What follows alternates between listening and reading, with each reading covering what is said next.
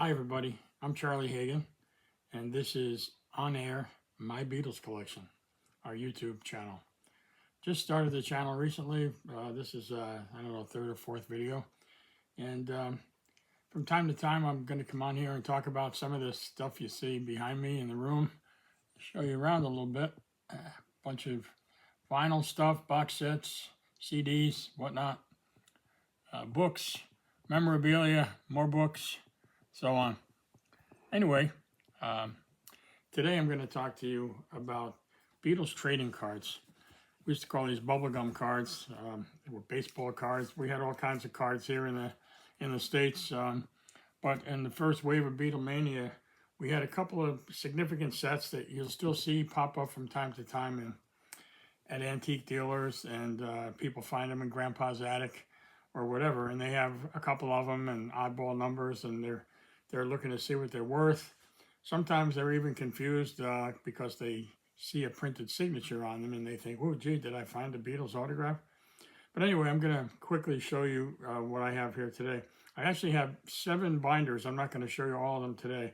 I'm just going to show you the initial Beatlemania type stuff. So you might recognize this, this series anyway. This is an official binder that somebody produced so that you could save your cards in a nice binder. And this is the box that they would have originally have come in multiple packs in a box, and so you would see that box in the store and you'd buy whatever number of packs you wanted. And this is what the cards look like, of course. So as you can see, they have printed autographs on them, and so sometimes, you know, people, like I said, find them in the attic and, gee, did I find a Beatles autograph? But all the cards had one of the 4 Beatles autograph on it. So there were 3 series in this black and white first wave of cards, if you will. These came out right at the beginning of Beatlemania in the U.S. We didn't see these cards before the Beatles arrived here in the States. So there's 3 series. So the first series ends at card number 60. So there's the last cards in that set, and then series number 2 starts. A lot of those look like they're landscape. The whole series is not landscape, just those cards. Because like you get a little deeper in there, and there's some that are portrait as well, and some nice portraits. Anyway, so they're in the second series. It picks up where numerically it picks up where the first series ended, and it goes up to, let's get to the end here. Second series ends at number 115, and then the third series starts. Different color ink, but the cards pretty much look the same. But a lot of nice cards, a lot of nice portraits. Got some of the Miami pictures there, sideways, but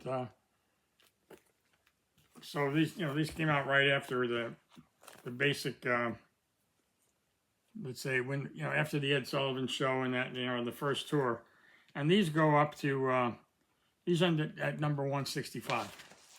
So that's the last 6 cards in that series. So together it's 165 cards.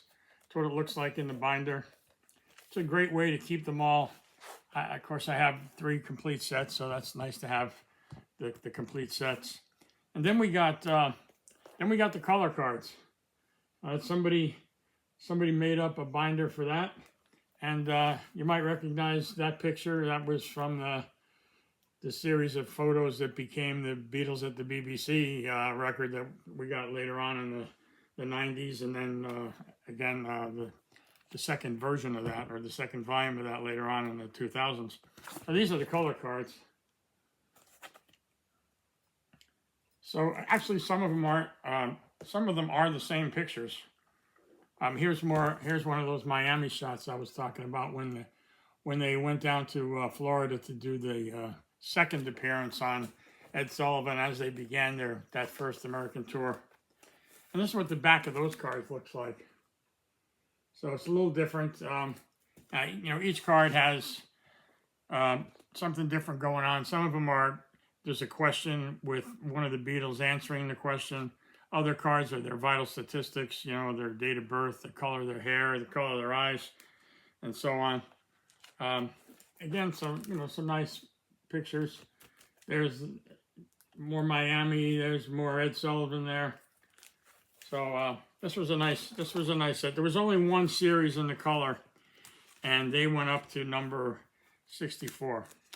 So the last card, that was when the Beatles were in New York City that first weekend with Ed Sullivan, and George had the throat problem, I think tonsillitis, and so he did not go out on the photo tour. That's Central Park, by the way, in New York, and he did not go out on that photo tour that day. They were staying at the Plaza Hotel in New York City. It's right across the street from Central Park. So, of course, they had lots of police protection and a million photographers. And they had to cordon off all the fans that were waiting outside the hotel screaming and such. But, they walked through Central Park and they posed just the three Beatles. So, again, that's the color series. And the last one I'm going to show you is a little more obscure, Beatles Diary. So now I made this cover because there isn't an official one. So I just kind of blew up the back of one of the cards. So all of the cards have this motif of Dear Diary, blah, blah, blah, and it's signed by one of the Beatles. So I put a John on the front, and I have this one in the back that has Paul's signature on it. If you want to read those, you can pause the video and you can read it as long as you want. These cards look a lot like the ones that were in that last color set, only they're not all U.S. Based pictures. And as I showed you on the cover, the back of each of those cards has some Dear Diary thing signed by a Beatle. I'll read you one. Dear Diary, Christmas Day, 1961. It should be a happy holiday. But we just received word that Decca Records has turned down our song of Love Me Do. We feel that it's a good enough song to be put out, and we shall not stop trying to sell it. Brian promises to take the song over to another company after New Year's Day. What a sad mood we're all in. George. So that's the kind of stuff that's on here. Obviously, they didn't write this. Some marketing person or whatever wrote these crazy Dear Diary comments, but they tied them back to some historical thing that they may have, if they kept the diary, they may have actually written something like this, but they're kind of hokey for the most part. But anyway, the pictures are nice, and there's a bunch of them, and as with the others, I have a full set of them. So just give you a few more shots. For the most part, these are pictures that were not included in the other sets. And there's the last page. And they go up to number 60. So there's 60 cards in that set. So that's what I'm going to show you today. I'm not going to go through any of the others. But for now, maybe for another video, I have another set called A Hard Day's Night. And just show you one page. There you go. And there is the somewhat famous River Group. And River Group actually produced this binder. And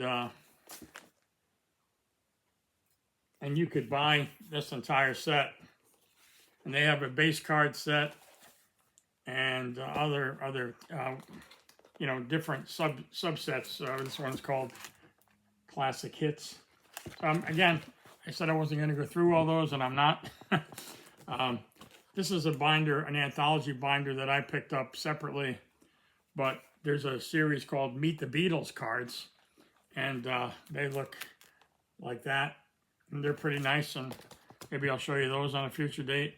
And last but not least, this is another professionally done cover for the Beatles Yellow Submarine collector cards.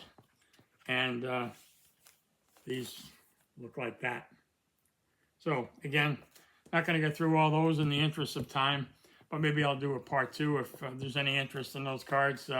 Let me know in the comments, and I'd be happy to go through those books as well.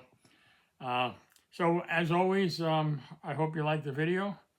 I hope if you do, you'll actually hit the like button in YouTube. I hope you'll subscribe if you'd like to see more in the future. If you subscribe, you'll get notices when when your group posts more pictures. And usually on my Facebook page, which if you don't know, it's My Beatles Collection, and it is a private group, so you just have to answer a couple of questions. And I will always, when I post a video on YouTube, I will always link it to my Facebook page as well. So if you're in Facebook and you haven't been in YouTube in a while and you see there's a video there, you can just get directly to it from the Facebook posting.